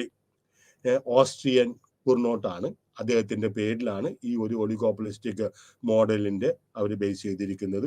ഈ മോഡല് ബേസ് ചെയ്തിരിക്കുന്നത് ഞാൻ പറഞ്ഞത് ദുവോപ്പൊളിക്ക് വേണ്ടിയിട്ടാണ്, ഒളിഗോപ്പൊളിക്ക് വേണ്ടിയിട്ടല്ല. ദുവോപ്പൊളി മീൻസ് 2 പേര് വിപണിയിലുണ്ടെങ്കിൽ മാത്രമേ, 2 പേര് വിൽപ്പന നടത്തുക, ഉൽപ്പാദിപ്പിക്കുകയും വിൽപ്പന നടത്തുക 2 പേരുണ്ടെങ്കിൽ അതിനെ പറഞ്ഞത് ദുവോ മീൻസ് 2, ഡിവൈഡ് 2. അപ്പൊ model is based on 1, 2 firms provide homogeneous and indistinguishable goods. രണ്ടാമത്, there are no other firms in the market. No other firms can or will enter. മറ്റൊരിക്കലും എൻ്റർ ചെയ്യാൻ പറ്റില്ല, നിലവിൽ ഇപ്പോൾ ആരുമില്ല. Then collusive behavior is prohibited. 2 പേരും കൂടെ collusive behavior. ഞാൻ ഒരു കാര്യം കൂടെ പറഞ്ഞു. ഈ collusive behaviorൽ ഏറ്റവും കൂടുതലായിട്ട് ഉള്ള there is a danger that is lurking. എന്താണ് ഡേഞ്ചർ? എന്താണ് മനസ്സിലായോ? അവിടെ വെച്ച് എല്ലാവരും എഗ്രിമെന്റ് ഒപ്പിട്ട് പോരും. അത് ഒപ്പയ്ക്ക് മീറ്റിംഗിൽ വെച്ച് അവരെല്ലാവരും എഗ്രിമെന്റ്, ശരി ഞങ്ങൾ ഇത്ര രൂപയ്ക്ക് വിറ്റോളാം, ഇത്ര മാത്രമേ ഞങ്ങൾ എക്സ്കവേറ്റ്. കാരണം സപ്ലൈ, ഓയിലിന്റെ സപ്ലൈ കൂടിയിട്ടുണ്ടെങ്കിൽ ഇപ്പൊ ചൈനയിൽ ഇപ്പോൾ ലോക്ക്ഡൌൺ ആണ്, ധാരാളം ലോക്ക്ഡൌൺ ഉണ്ട്. അവിടെ ഇക്കണോമിക് ആക്ടിവിറ്റീസ് ഇപ്പൊ വളരെ താഴ്ന്ന ലെവലിലാണ് പോകുന്നത്. അത് കാരണം പെട്രോളിന്റെ വില, ബ്രന്റ് ക്രൂഡിന്റെ വില $115, $120 ബാരൽ വരെ, $120 വരെ എത്തിയത്. ഇന്നിപ്പോ ഞാൻ രാവിലെ നോക്കുമ്പോ $82 വരെ എത്തിയിട്ടുണ്ട്. കാരണം എന്താണ്? ഉദ്ദേശിക്കുന്ന സ്ഥലത്ത് ഡിമാൻഡ് ഇല്ല. ഇനിയിപ്പോ എന്ത് ചെയ്യും? അപ്പൊ ഒപ്പക് രാജ്യങ്ങളെല്ലാം കൂടെ കൂടും. ഇപ്പൊ സർപ്ലസ്, എക്സസ് സപ്ലൈ ഉണ്ട്. അപ്പൊ എന്ത് ചെയ്യും? എല്ലാ രാജ്യങ്ങളുടെ അടുത്ത് പറയും നിങ്ങളുടെ പ്രൊഡക്ഷൻ, നിങ്ങളുടെ കോട്ട കുറക്കാൻ പറയും. അപ്പൊ സപ്ലൈ കുറയുമ്പോ, മനസ്സിലായോ? അത് യഥാർത്ഥത്തിൽ സപ്ലൈ കുറയുമ്പോൾ ആവശ്യക്കാർ കൂടുതലുണ്ട്, പഴയ പോലെ തന്നെ ഉണ്ട്. അപ്പൊ വില പതുക്കെ അവർ കയറ്റിക്കൊണ്ട് പോകാൻ സാധിക്കുകയും ചെയ്യും. അപ്പൊ നോ അതർ ഫേംസ്. അപ്പൊ കൊല്യൂഷന്റെ ഏറ്റവും വലിയ പ്രത്യേകത എന്താണെന്ന് അറിയാമോ? ചീറ്റ് ചെയ്യും, അണ്ടർ കട്ട് ചെയ്യും, അല്ലെങ്കിൽ ചീറ്റ് ചെയ്യും. അവിടെ വെച്ച് എഗ്രിമെന്റ് ഒക്കെ ഒപ്പിടും. അതിനുശേഷം ഓരോരുത്തരും തോന്നിയ പോലെ അവരങ്ങോട്ട് ഉൽപ്പാദിപ്പിക്കും. അപ്പൊ there is excess supply. Excess supply വരുമ്പോൾ പെട്രോളിന്റെ വില ഗണ്യമായിട്ട് കൂടുകയും ചെയ്യും. ചില രാജ്യങ്ങൾ പ്രൈസ് ഇച്ചിരി കയറ്റി വെക്കും. കാരണം അവൈലബിൾ ആക്സസിബിലിറ്റി. ഇപ്പോൾ ഇന്ത്യ ഏറ്റവും കൂടുതൽ റഷ്യയും ഉക്രൈനും തമ്മിലുള്ള യുദ്ധമുള്ളത് കാരണം റഷ്യക്കാർ ഇന്ത്യൻ റുപ്പി കൊടുത്താൽ പോലും അവർ ഓയിൽ തരാമെന്ന്. കാരണം റഷ്യക്കെതിരായിട്ട് ഉപരോധം ഏർപ്പെടുത്തി മറ്റു രാജ്യങ്ങൾ. അപ്പോ ഓയില് റഷ്യ ഇപ്പോൾ വളരെ വില കുറച്ചാണ് രാജ്യങ്ങൾക്ക് കൊടുക്കുന്നത്. ആ ഒരൊറ്റ കെയർ ഓഫിലാണ് ഓയിലിന്റെ വില കുറച്ച് നിൽക്കുന്നതിന്റെ പ്രധാനപ്പെട്ട കാര്യം അതാണ്. Then there exists one market for one goods. Okay. ഇനി അടുത്ത assumptions. Each firm chooses A quantity of produce. 2 firms ഉണ്ടെന്ന് പറഞ്ഞു. ഓരോരുത്തർ പറയും ശരി ഞാൻ ഇത്രയും 50% ഉൽപ്പാദിപ്പിച്ചോളാം, നിങ്ങൾ ഇത്ര 50% ഉൽപ്പാദിപ്പിച്ചോ. അല്ലെങ്കിൽ ഞാൻ 70%, ഞാൻ ഇച്ചിരി വലിയ രാജ്യമാണ്, എനിക്ക് കൂടുതൽ റിസർവ്സ് ഉണ്ട്, ഞാൻ 70% ഉൽപ്പാദിപ്പിക്കാം, നിങ്ങൾ 30% ഉൽപ്പാദിപ്പിച്ചാൽ മതി. Then the model is restricted to one stage game. That is, firms choose their quantities only once, and the cost structure of the firms are public information. In this model, so this all in this model, the strategic variable is output quantity. എന്ത് മാത്രം ഉൽപ്പാദിപ്പിക്കണം. Each firm, ഓരോ ഫേമിന് ഓരോ ഇത് കൊടുത്തിട്ടുണ്ട്. 2 ഫേംസുണ്ട്, ഓരോ ഫേമിന് ഓരോ ഇത്ര കോട്ട കൊടുത്തിട്ടുണ്ട്. Both firms know the market demand curve and each firm knows the cost structure of other firm. ഓരോരുത്തർക്ക് അറിയാം അവർക്ക് ഒരു ബാരൽ എണ്ണ എക്സ്കവേറ്റ് ചെയ്തെടുക്കണമെങ്കിൽ എത്ര രൂപ ചെലവാകും, അവര് എത്ര ആളുകൾക്ക് അവരുടെ ഡിമാൻഡ് മീറ്റ് ചെയ്യാൻ സാധിക്കും ആ ഓയിൽ കൊണ്ട്. ഇതെല്ലാം 2 പേർക്കും അറിയാം. The essence of this model is that each firm takes the other firm's choice of output level as fixed. അതായത് ഇവർ ചീറ്റ് ചെയ്യില്ല. ഞാൻ ചെയ്തേക്കാന്ന് പറഞ്ഞിട്ട് വീട്ടിൽ പോയിട്ട് പിന്നെ വീണ്ടും പഴയ പോലെ തന്നെ ചെയ്തിട്ടുണ്ടെങ്കിൽ ഒരു മ്യൂച്വൽ ട്രസ്റ്റിന്റെ കെയർ ഓഫിലാണ് ഈ ഒരു മോഡൽ വർക്ക് ചെയ്യുന്നത്. മനസ്സിലായോ? The other firms choice of output level as each firm. 2 firms ഉണ്ടെങ്കിൽ അതിൽ കൂടുതൽ ഫേംസ് ഉണ്ടെങ്കിൽ each firm takes the word as truth and then sets it's on output quantities. അടുത്തതാണ്, ഇതാണ് നിങ്ങൾക്ക് ഏറ്റവും കൂടുതലായിട്ട് പരീക്ഷയ്ക്ക് സാധാരണ ചോദിക്കുന്ന ഒരു മോഡലാണ് പോൾ സ്വീസീസ് മോഡൽ എന്ന് പറയുന്നത്. മനസ്സിലായോ? Paul Sweezy's kinked demand curve. ഇവിടെയാണ് കിങ്ഡ് ഡിമാൻഡ് കാർ മീൻസ്. മനസ്സിലായോ? മറക്കരുത്. ബാക്കിയെല്ലാം നിങ്ങൾക്ക് എപ്പോൾ വേണമെങ്കിലും വായിക്കാം. അസംഷൻസ് ഒക്കെ വായിക്കാം. There are only a few firms. ഇതെല്ലാം ഒളിഗോപോളിസ്റ്റിക് കോമ്പറ്റീഷന്റെ അസംഷൻസ് ആണ്. മനസ്സിലായോ? ഇതിനകത്ത് 5ാമത്തെ ആ ഒരു അസംഷൻ ഉണ്ട്. അത് നിങ്ങൾ പ്രധാനമായിട്ട് ബാക്കിയെല്ലാം നിങ്ങൾക്ക് വായിച്ചെടുക്കാൻ പറ്റും. All firms producing close substitute products. ഇതെല്ലാം ഒളിഗോപ്പൊളിയുടെയും മോണോപോളിസ്റ്റിക് കോമ്പറ്റീഷന്റെ ഒക്കെ പ്രത്യേകതയാണ്. മനസ്സിലായോ? Oligopoly producing similar close substitute. കാറുകൾ തന്നെ ക്ലോസ് സബ്സ്റ്റിറ്റ്യൂട്ട്. മാരുതി തന്നെ മേടിക്കണമെന്നില്ല, മറ്റേ ഏതെങ്കിലും ഹോണ്ടയുടെ ആരുടെങ്കിലും കാർ മേടിക്കാം. വലിയ വ്യത്യാസമൊന്നും ഉണ്ടാവില്ല. കാര്യമായിട്ടുള്ള, കാരണം അതനുസരിച്ചുള്ള വലിയ വ്യത്യാസം ഉണ്ടെങ്കിൽ അതനുസരിച്ചുള്ള എക്സ്ട്രാ ഫീച്ചേഴ്സ് അതിന് ഉണ്ടായിരിക്കണം. അത് വെറുതെ വലിയ കാർ ഉണ്ടാക്കിയിട്ട് ഒരു ഫീച്ചേഴ്സ് ഉണ്ടെങ്കിൽ നോബഡി വിൽ ബൈ. അപ്പോ ഈ ബാക്കി assumptions, a set of prices of producers order been determined and these prices will be in the market. ഒളിഗോപോളിയെ സംബന്ധിച്ചിടത്തോളം ഒരു സെറ്റ് കാറിന് മനസ്സിലായോ, ഒരു ബാച്ച് കാർ ഇറക്കുമ്പോൾ അതിന് ലോ ബേസ് മോഡൽ ഉണ്ട്, മീഡിയം മോഡൽ ഉണ്ട്, ഹൈ എൻഡ് മോഡൽ ഉണ്ട്. 3നും വെവ്വേറെ കാശ് കൊടുക്കണം. മനസ്സിലായോ? Product differentiation. മനസ്സിലായോ? Product difference. ഒരാൾ തന്നെ 3 തരത്തിലുള്ള വസ്തുക്കൾ ഉൽപ്പാദിപ്പിക്കും. Basis one and the same. 3 തരത്തിലുള്ള ഹൈ എൻഡ് മറ്റേ എൻഡിനൊക്കെ പറഞ്ഞ് എന്തെങ്കിലും ഒരു നിസ്സാരമായിട്ട് നല്ലൊരു ചാമിങ് ആയിട്ട് ഒരു പേരും കൊടുത്ത് കുറച്ച് ഫീച്ചേഴ്സ് ഒക്കെ കൊടുത്ത്, മനസ്സിലായോ, നല്ലൊരു അഡ്വർടൈസ്മെന്റ് നടത്തി ഏതെങ്കിലും ഒരു സിനിമ മോഡലിനെ കൊണ്ടുവന്നിട്ട് അതിൻ്റെ കാറിനെ പുറത്ത് ഇരുത്തിയോ അല്ലെങ്കിൽ നിർത്തുകയോ ചെയ്ത് ആളുകളുടെ അടുത്ത് ഈ അഡ്വർടൈസ്മെന്റ് കാശ് മേടിക്കുക. അതിനകത്ത് 5ാമത്തെ ഇത് മറക്കരുത്. എന്താണ്? Each firm believes that if it reduces the price of the, ഞാൻ പറഞ്ഞ ഒരാൾ പ്രൈസ് കുറച്ചിട്ടുണ്ടെങ്കിൽ reduce the rival firms also will reduce the price. പക്ഷെ ഒരാൾ വിൽപ്പന പ്രൈസ് കൂട്ടിയാൽ മറ്റൊരു കൂട്ടണമെന്നില്ല. ഒരാൾ വില കുറച്ചിട്ടുണ്ടെങ്കിൽ മറ്റവര് കൂട്ടണം. അതുകൊണ്ടാണ് average revenue curve is a downward stopping curve but not continuous curve എന്ന് പറയുന്നത്. ഓക്കെ, ഇവിടെ കിങ്ഡ് ഡിമാൻഡ് കർവ്. മനസ്സിലായോ? small d and d1 it is actually being king at the point r. It is this one എന്താണ്? It is a king എന്ന് പറയുന്നത്. അപ്പോൾ നമ്മൾ എന്താ പറയുന്നത്? d ആണ് ഒരു ഡിമാൻഡ് കർവ്, d1 വേറൊരു demand curve, and d1 demand curve they are meeting at the point r and therefore d1 is known as the kinged demand curve എന്ന് പറയുന്നത്. എന്താണ്? It is relatively flatter. DD1, that is the magnitude of change in demand for its product, and its price change would be relatively larger.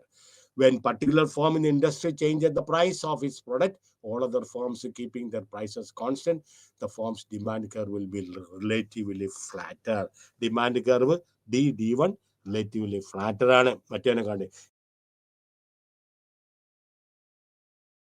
Since D1ഉം വലിയ capital letter D1ഉം ഒന്നിച്ച് ഒരു point 6 അവര് intersect ചെയ്യുന്നത് കാരണം the D and capital D, that is known as the kinged demand curve. Okay, same thing. This is because as the firm produces. Okay, the analysis of the kinged demand curve ഇതും കൂടെ നിങ്ങൾ നോക്കുക. Okay, the demand curve, average revenue curve. It is not continuous. Average revenue curve is not continuous. Okay, D യിൽ നിന്ന് M വരെ, capital M വരെ, it is a downward sloping curve. അതിനുശേഷം M തൊട്ട് N വരെ ഒരു ഗ്യാപ്പ് ഉണ്ട്. അവിടെയാണ് M at the point M ആണ് ഡിമാൻഡ് കർവിൽ ഒരു ഒടിവ് വന്നിരിക്കുന്നത്. അതുകൊണ്ടാണ് ഒടിവ് വക്രം എന്ന് പറയുന്നത്. Paul Sweezy's kinked demand curve. നേരെ മറിച്ച് NB അതില് നമ്മുടെ ഇതിന്റെ ബാക്കിയുള്ള ആർ ഡിയുടെ ഡിമാൻഡ് കർവിന്റെ ആർ ഡിയുടെ ബാക്കിയാണ് എൻ ബി എന്ന് പറയുന്നത്. So demand curve it is broken between the line M and N and it is kinked at the point M.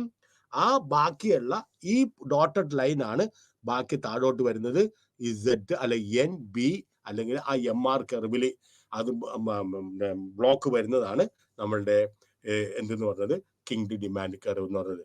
36 അത് നിങ്ങൾ വായിച്ചു നോക്കിയാൽ മനസ്സിലാവും. ഇനി cooperative and non cooperative behaviour അല്ലെങ്കിൽ പ്രിസണേഴ്സ് ഡിലെമ്മ എന്ന് പറയും. കോപ്പറേറ്റീവ് ബിഹേവിയർ മീൻസ് രണ്ടുപേരും ജോയിന്റ് ആയിട്ട് കോപ്പറേറ്റ് ചെയ്ത് പ്രൈസും ഔട്ട്പുട്ടും തീരുമാനിക്കുക. ഇതിനെ പറഞ്ഞത് കൊള്യൂഷൻ എന്ന് പറയുന്നത്. ഇനി നോൺ കോപ്പറേറ്റീവ് ബിഹേവിയർ ഉണ്ട്. അവര് കോപ്പറേറ്റ് ചെയ്യാതെ ഇരിക്കുകയാണെങ്കിൽ രണ്ടുപേരും കൂടി 50-50 50-50 പ്രൊഡ്യൂസ് ചെയ്യാൻ നമ്മൾ തീരുമാനിച്ചു. അതിനെ പറഞ്ഞത് കൊള്യൂഷൻ എന്ന് പറയുന്നത്.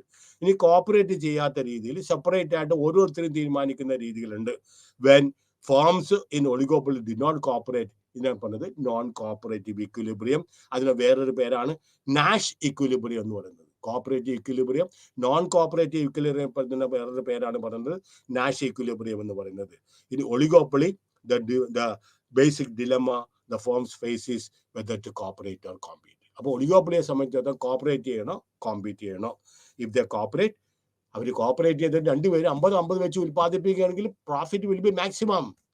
നേരെ മറിച്ച് രണ്ടുപേരും തെറ്റിപ്പിരിഞ്ഞ് അവർ തോന്നുന്ന പോലെ ഉൽപ്പാദിപ്പിച്ചിട്ടുണ്ടെങ്കിൽ ചിലപ്പോൾ ഒരാൾക്ക് ചിലപ്പോൾ മാക്സിമം ലാഭത്തിൽ എത്തില്ല, ഒരാൾക്ക് ചിലപ്പോൾ ഇച്ചിരി ലാഭത്തിൽ ഇച്ചിരി കുറവ് വരുത്തേണ്ടി വരും. ഇനി ഇത് എക്സ്പ്ലെയിൻ ചെയ്യുന്നതിന് വേണ്ടിയിട്ടാണ് ഗെയിം തിയറി എന്ന് പറയുന്നത്. മനസ്സിലായോ? രണ്ടുപേരുണ്ട് ഒരു ഗെയിം തിയറിയിൽ. ഇത് റൈറ്റ് സൈഡിൽ ഇവിടെ 2 പേരാണ്. ഫോം ബി ഇവിടെ മുകളിൽ ഫോം എയുടെ ഔട്ട്പുട്ടാണ്. 2 പേരാണ് ഉള്ളത്. ഈ സൈഡിൽ ഫോം എ, ഈ പിന്നെ ഈ റൈറ്റ് സൈഡിൽ ഫോം എയുടെ, ലെഫ്റ്റ് സൈഡിൽ ഫോം ബിയുടെ ഔട്ട്പുട്ടാണ്. ലെഫ്റ്റ് സൈഡിൽ 15, 17, 20, 22 ഇത് രണ്ടും ബിയുടെ ഔട്ട്പുട്ടാണ്. 20, 15, 22, 17 ഇത് എയുടെ ഔട്ട്പുട്ടാണ്. എന്താണ് ചെയ്യുന്നത്? 1/2 പ്രൊഡ്യൂസ് ചെയ്യുകയാണെങ്കിൽ മനസ്സിലായോ, രണ്ടുപേർക്കും 20-20 വെച്ച് അവർക്ക് 20 വെച്ച് അവർക്ക് ലാഭം കിട്ടും. നേരെ മറിച്ച് ഒരാൾ 2/3 ഉൽപ്പാദിപ്പിക്കുകയും മറ്റേ ആള് പിന്നെ ബാക്കി ഹാഫ് ഉൽപ്പാദിപ്പിക്കുകയും ചെയ്തിട്ടുണ്ടെങ്കിൽ ആ 2/3 ഉൽപ്പാദിപ്പിക്കുന്ന ആൾക്ക് 22% കൂടുതൽ ലാഭം കിട്ടും. മറ്റേ ആൾക്ക് 15% മാത്രമേ ലാഭം കിട്ടുള്ളൂ. അപ്പൊ മൊണോപ്പൊളി ഔട്ട്പുട്ട്. ഇനി ബീസ് ഔട്ട്പുട്ട്. ഇനി ഒരാൾ ബിയുടെ സംബന്ധിച്ചിടത്തോളം ബി കൂടുതലായിട്ട് ഹാഫ് ഓഫ് ദ ഔട്ട്പുട്ട് ഉൽപ്പാദിപ്പിച്ചിട്ടുണ്ടെങ്കിൽ എന്ത് സംഭവിക്കും? 2/3 ഉൽപ്പാദിപ്പിച്ചിട്ടുണ്ടെങ്കിൽ ബിക്ക് എന്താ കിട്ടുന്നത്? 22-15. Just opposite of A. ബിക്ക് 2/3 മൊണോപ്പൊളി കിട്ടിയിട്ടുണ്ടെങ്കിൽ 22% ബിക്ക് കിട്ടും, 15% എക്ക് കിട്ടുള്ളൂ. നേരെ മറിച്ച് രണ്ടുപേരും ഈക്വലായിട്ട് മൊണോപ്പൊളിയിൽ രണ്ടുപേരും ഈക്വലായിട്ട് കോപ്പറേറ്റ് ചെയ്തിട്ടുണ്ടെങ്കിൽ 17 കിട്ടും. ഇത് പ്രോഫിറ്റ് മാക്സിമൈസേഷന് വേറൊരു എക്സാമ്പിളാണ്. എന്താണ് പറയുന്നത്? മനസ്സിലായോ? രണ്ടുപേരും കോപ്പറേറ്റ് ചെയ്താൽ തുല്യമായിട്ടുള്ള ലാഭം കിട്ടും. പക്ഷെ ഒരാൾ കൂടുതലായിട്ട് ഉൽപ്പാദിപ്പിച്ചിട്ടുണ്ടെങ്കിൽ കൂടുതൽ വിലക്ക് വിറ്റിട്ടുണ്ടെങ്കിൽ അദ്ദേഹത്തിന് കൂടുതൽ ലാഭം കിട്ടും. 2/3 ഉൽപ്പാദിപ്പിക്കുന്നത് മൊണോപ്പൊളി ഔട്ട്പുട്ടിൽ. ആ കൂടുതൽ ഉൽപ്പാദിപ്പിക്കുന്ന ആൾക്ക് 22, പഴയ പോലെ 50% ഉൽപ്പാദിപ്പിക്കുന്ന ആൾക്ക് 15% മാത്രമേ കിട്ടുള്ളൂ. രണ്ടാമത്തെ നോക്കിയേ, ബിയുടെ ഔട്ട്പുട്ട് നോക്കിയേ. ബി കൂടുതൽ പിന്നെ 2/3 ഉൽപ്പാദിപ്പിച്ചിട്ടുണ്ടെങ്കിൽ ബിക്ക് 22% കൂടുതൽ ലാഭം കിട്ടും. നേരെ മറിച്ച് എക്ക് 15% മാത്രമേ ലാഭം കിട്ടുള്ളൂ. നേരെ മറിച്ച് എയും ബിയും കോപ്പറേറ്റീവ് ആയിട്ട് പോയിട്ടുണ്ടെങ്കിൽ അവർക്ക് രണ്ടുപേരെയും ലാഭം വന്നായിരിക്കും. ഇനി അടുത്തതാണ് പ്രിസണേഴ്സ് ഡിലമ്മ എന്ന് പറയുന്നത്. ഇതിനകത്ത് എയും ഉണ്ട്, റാമും ഉണ്ട്, ഇതുമുണ്ട്. ഞാൻ പറഞ്ഞുതരാം. 6, 9, 9, 1 ശ്രദ്ധിച്ചോളണം. ഇനി അതിന്റെ പേര് ഇത് വിട്ടുപോയത് അടിച്ചപ്പോ പ്രിസണേഴ്സ് ഡിലമ്മ. 2 കുറ്റവാളികളെ ഒറ്റയ്ക്ക് സെപ്പറേറ്റ് ആയിട്ട് ഇരുന്ന് ചെയ്യണേ. രണ്ടുപേരും നിഷേധിച്ച് ഞാൻ ചെയ്തിട്ടില്ലെന്ന് പറഞ്ഞിട്ടുണ്ടെങ്കിൽ ചിലപ്പോൾ അവർക്ക് നിസ്സാരമായിട്ടുള്ള ഒരു പണിഷ്മെന്റ് കൊടുത്ത് ലേറ്റസ്റ്റ് 1 വർഷത്തെ ശിക്ഷ കൊടുത്തിട്ട് ചിലപ്പോൾ അവരെ വിടും. നേരെ മറിച്ച് ഒരാള് പിന്നെ ഏറ്റുപറയുകയും മറ്റേ ആള് ഏറ്റുപറയാതെ ഇരുന്നിട്ടുണ്ടെങ്കിൽ അയാൾക്ക് പരമാവധി അയാൾക്ക് പോകുന്നത് കുറ്റം ഏറ്റുപറഞ്ഞ ആളെ ഫ്രീ വിടും. കുറ്റം ഏറ്റുപറയാത്ത ആൾക്ക് 9 വർഷം വരെ തടവ് ശിക്ഷ കൊടുക്കും.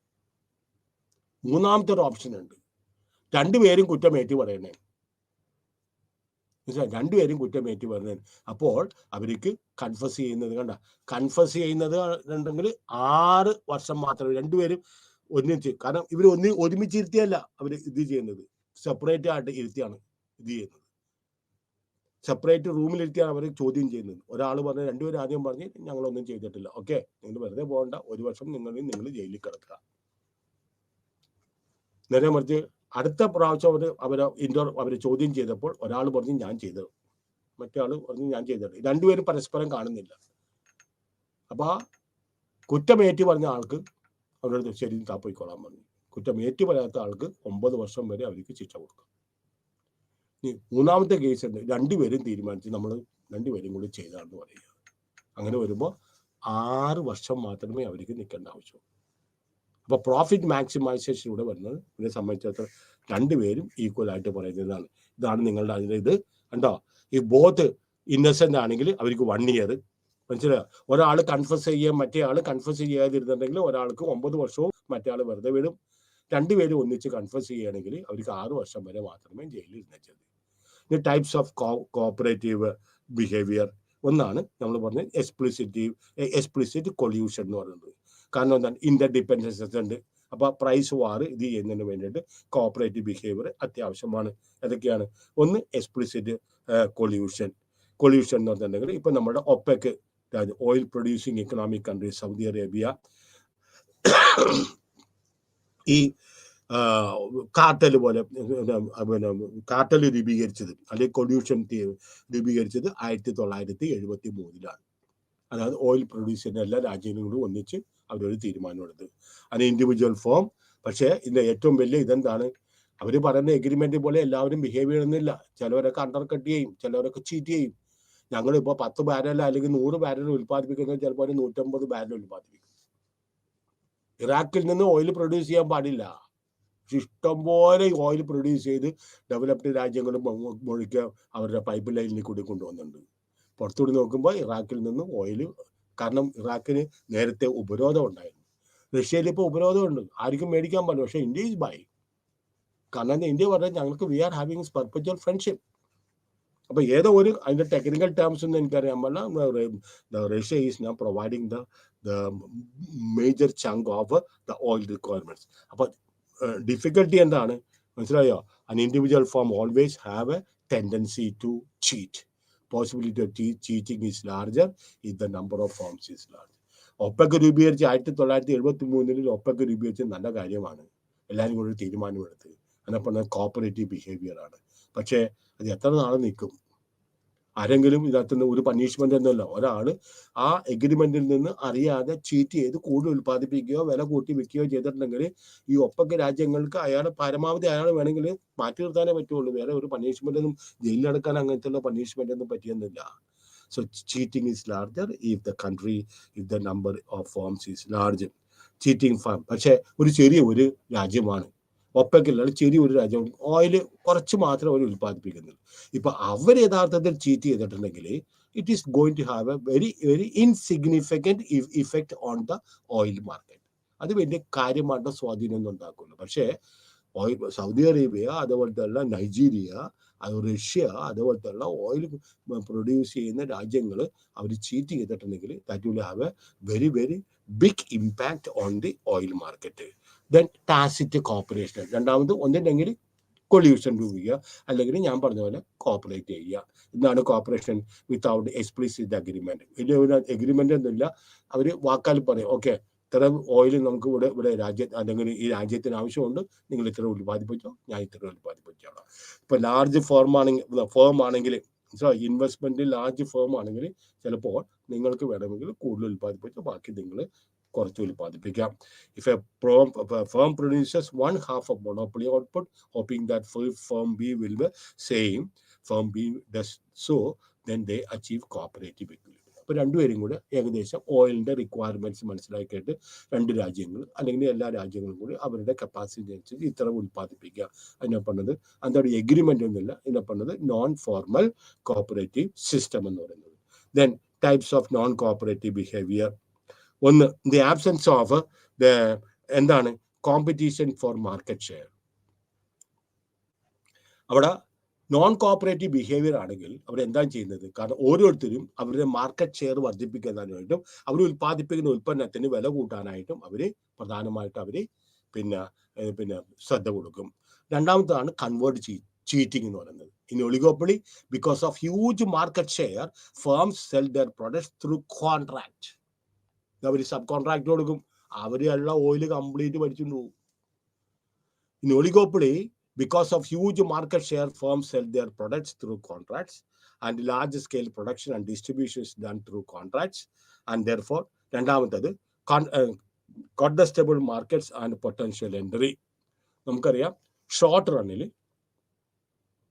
അബ്നോർമൽ പ്രോഫിറ്റ്സ് ആണ് എല്ലാ ഫേമിനും ഉള്ളത്. അത് ലോങ് റണ്ണിലും അവർ അത് മെയിൻറ്റെയിൻ ചെയ്യാൻ, അബ്നോർമൽ പ്രോഫിറ്റ് മെയിൻറ്റെയിൻ ചെയ്യാനായിട്ട് അവർ കാര്യമായിട്ടുള്ള പരിശ്രമങ്ങൾ നടത്തും. കാരണം എന്താണ്? പുതിയ കമ്പനികൾ, പുതിയ ഫേംസ് ഈ മേഖലയിൽ പ്രവേശിക്കാതിരിക്കാൻ നോക്കണം. ഞാൻ പറഞ്ഞു അത്ര എളുപ്പമൊന്നല്ല, പുതിയ കമ്പനികൾക്ക് ഇതിനകത്ത് പ്രവേശിക്കാൻ അത്ര എളുപ്പമൊന്നുമല്ല.